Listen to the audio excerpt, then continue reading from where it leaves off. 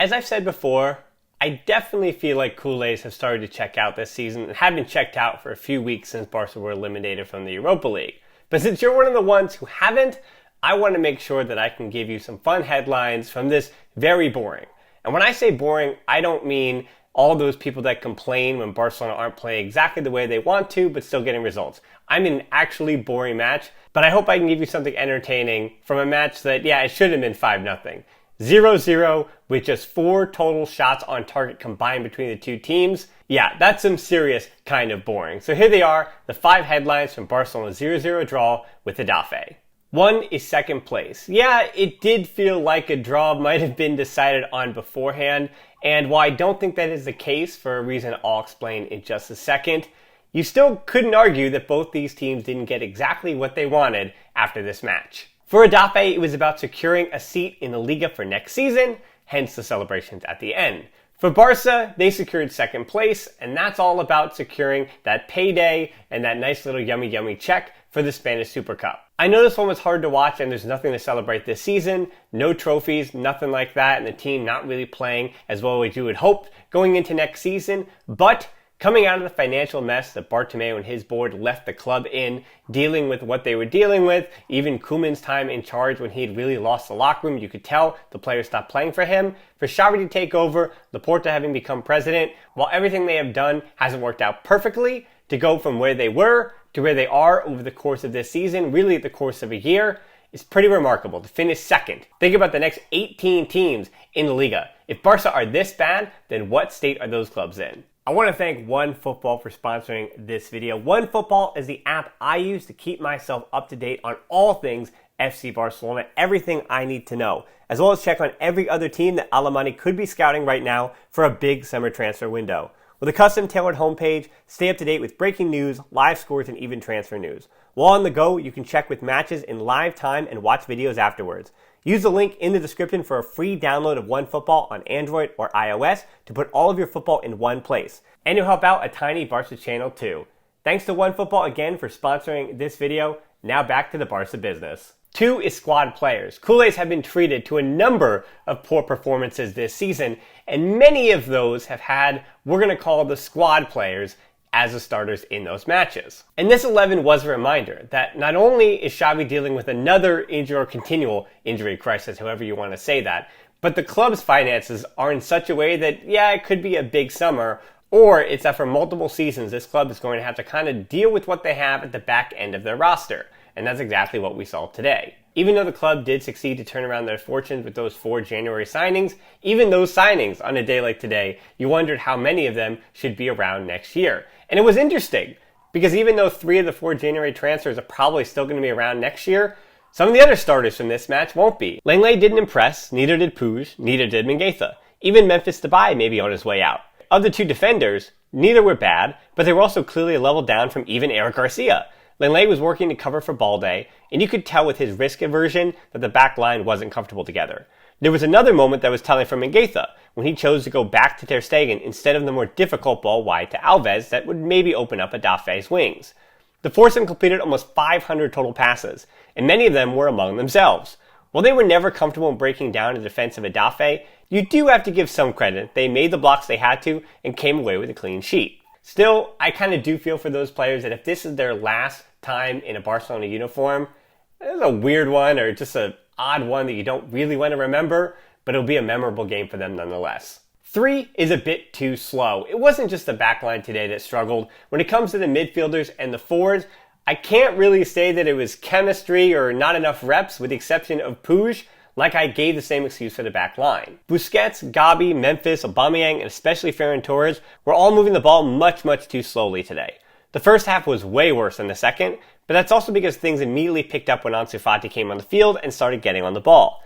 There's going to be a lot of hate for Ferran Torres because he has now had 2, and this is just my opinion, 2 disappointing matches in a row. And he has 6 goals and 6 assists since arriving in January, and at 21, these are great opportunities for him to work through these dry spells. That's me with the positive spin, but his 2 disappointing games are less him than the 15 decent to good games prior to that. Again, that's me being positive.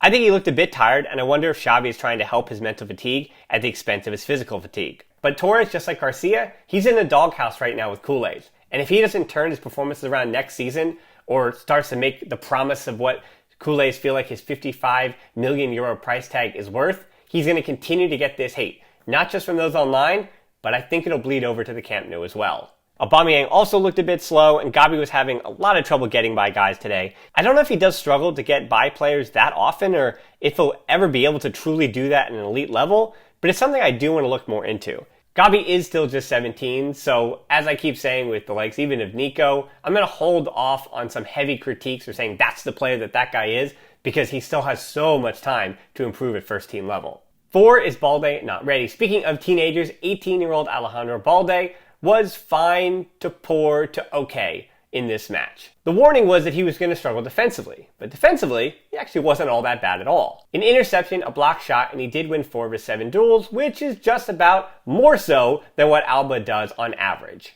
He had 100 touches and only misplayed 5 passes, but he only got forward once to good effect. I may be able to chalk some of this up to reps, as I said before, as well as nerves, being with the first team again for the first time since December.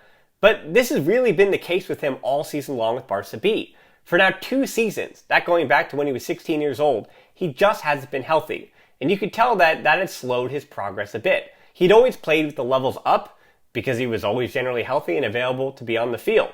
But since he's kind of regressed to kind of where his age group is, think about where the other 18-year-olds are in Barca's academy. Many of them are with the Juvenil A's. But he's now been with Barca B for 2 seasons, but hasn't made the kind of progress. So in our minds, we did put Balde kind of in the same category as not necessarily Pedri and Gavi and Ansu to that level, but of saying, hey, if they can do it at their age, he is a year older, maybe it's time for him as well, or the club does need him to back up Alba, and he wasn't ready this season. But I think changes in Barca B, that being Sergi Barjuan, he might not be continuing next year. That might mean Balde does get a full season with Barca B and some more spot attempts with the first team. Or it may be time already for him to go out on loan, and hopefully it'll be a successful one. And that is unless the club has really truly given up on Balde and think that Jorge Mendes is going to be too difficult to work with, so they just want to sell him off when he still has that quote-unquote potential. And so the club might just settle on Mika Marmol, who made his first team debut today.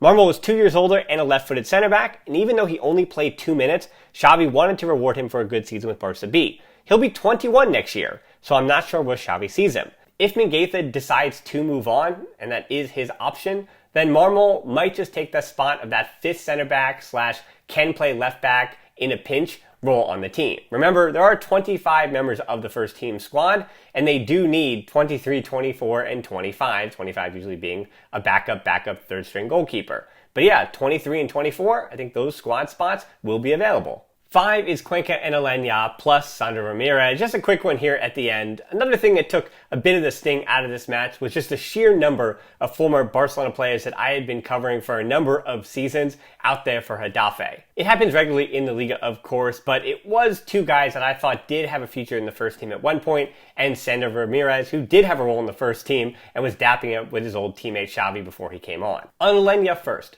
who do you think played more for the first team?